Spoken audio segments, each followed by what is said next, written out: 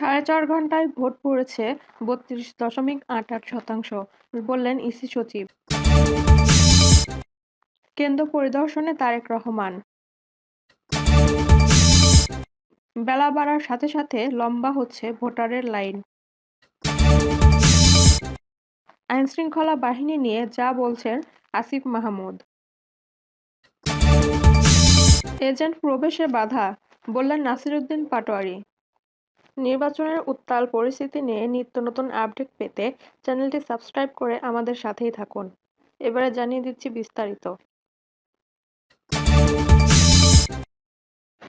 ৪.৫ ঘণ্টায় ভোট পড়েছে ৩২.৮৮, বললেন ইসি সচিব। ত্রয়োদশ জাতীয় সংসদ নির্বাচনে সারা দেশে ৪.৫ ঘণ্টায় ভোট পড়েছে ৩২.৮৮%। বৃহস্পতিবার দুপুরে রাজধানীর আগারগাঁওয়ের নির্বাচন ভবনে আয়োজিত ব্রিফিংয়ে নির্বাচন কমিশন সচিব আক্তার আহমেদ এ তথ্য জানান। তিনি বলেন, এবারের নির্বাচনে মোট ৪২,৬৫১টি কেন্দ্রে ভোট গ্রহণ চলছে। এর মধ্যে এখন পর্যন্ত ৩২,৭৮৯টি কেন্দ্রের ভোট প্রদানের তথ্য আমরা পেয়েছি। সকাল 7:30 থেকে দুপুর 12টা পর্যন্ত এ তথ্য সংগ্রহ করা হয়েছে। তিনি আরও জানান, কয়েকটি স্থানে বিচ্ছিন্ন ঘটনা ঘটলেও এখন পর্যন্ত কোনো কেন্দ্রে ভোট গ্রহণ স্থগিত করা হয়নি। এবারের নির্বাচনে মোট ভোটের সংখ্যা 12,17,11,793 জন। এর মধ্যে নারী ভোটার 6,28,85,200 জন, পুরুষ ভোটার 6,48,25,361 জন এবং হিজড়া ভোটার রয়েছেন 1,232 জন। দেশের 289টি সংসদীয় আসনে প্রতিদ্বন্দ্বিতা করছে মোট 2,028 জন প্রার্থী। নিরাপত্তা নিশ্চিত করতে যারা সারা দেশে আইনশৃঙ্খলা রক্ষাকারী বাহিনীর 9 লাখের বেশি সদস্য মোতায়েন করা হয়েছে। ভ্রাম্যমাণ আদালত পরিচালনায় মাঠে রয়েছেন 1,051 জন নির্বাহী ম্যাজিস্ট্রেট। কেন্দ্র পরিদর্শনে তারেক রহমান। ঢাকা 17 আসনের নির্বাচনী কেন্দ্র পরিদর্শনে বের হয়েছেন তারেক রহমান। বৃহস্পতিবার সোয়া 11টায় গুলশানের বাসা থেকে বের হয়ে তিনি মহাখালী কড়াইল বস্তি এলাকায় যান। এ সময় রাস্তার ভোটারদের সঙ্গে শুভেচ্ছা বিনিময় করেন তারেক রহমান। সবার কাছে হাত তুলে দোয়া চাইতে দেখা গেছে বিএনপি চেয়ারম্যানকে। এর আগে সকাল 9:45টার দিকে ঢাকা 17 আসনের অন্তর্ভুক্ত Gulshan model high school and college কেন্দ্রে তিনি ভোট দেন।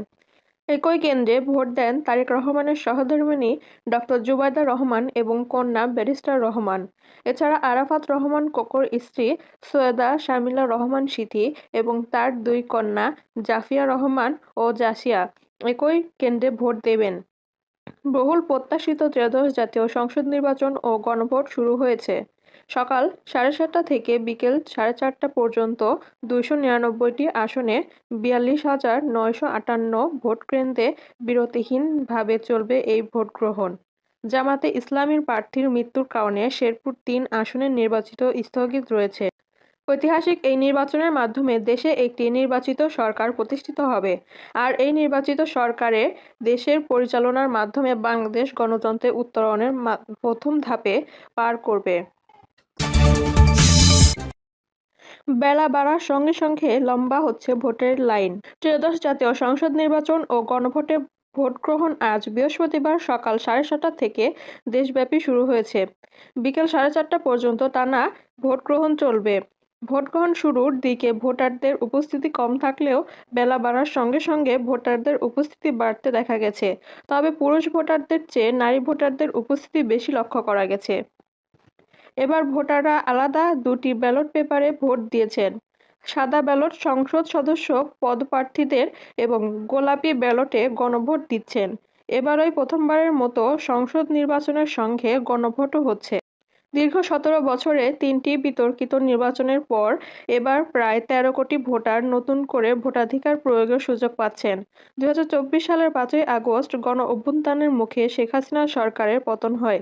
ওই বছরের 8ই আগস্ট অধ্যাপক ডক্টর মোহাম্মদ ইউনূসের নেতৃত্বে অন্তর্বর্তী সরকার শপথ নেয়।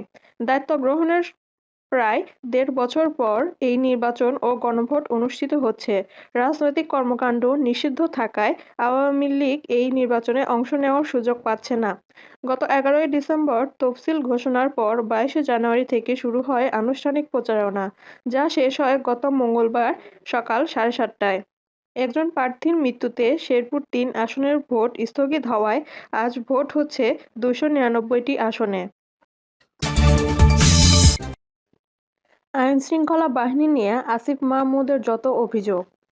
জাতীয় নাগরিক পার্টির মুখপাত্র ও দলের নির্বাচন পরিচালনা কমিটির চেয়ারম্যান আসিফ মাহমুদ সজীব ভুঁইয়া বলেছেন, আইনশৃঙ্খলা রক্ষাকারী বাহিনীর কার্যক্রম নিয়ে আমরা খুবই হতাশ।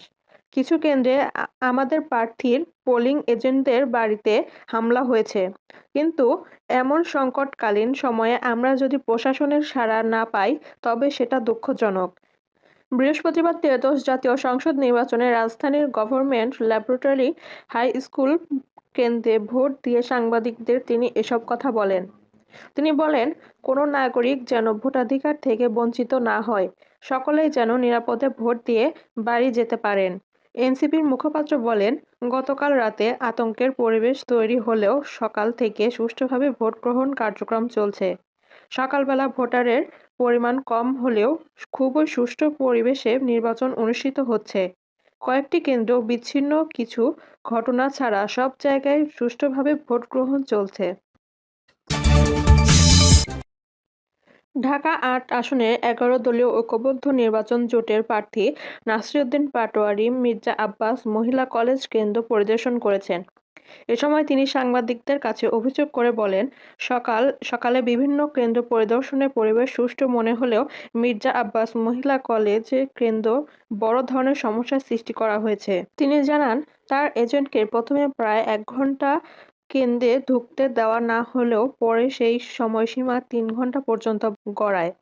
তিনি প্রশ্ন তোলেন, এই ৩ ঘণ্টা কেন্দ্রের ভেতরে কী ঘটছে এবং সে বিষয়ে সিসিটিভি ফুটেজ প্রকাশের দাবি জানান।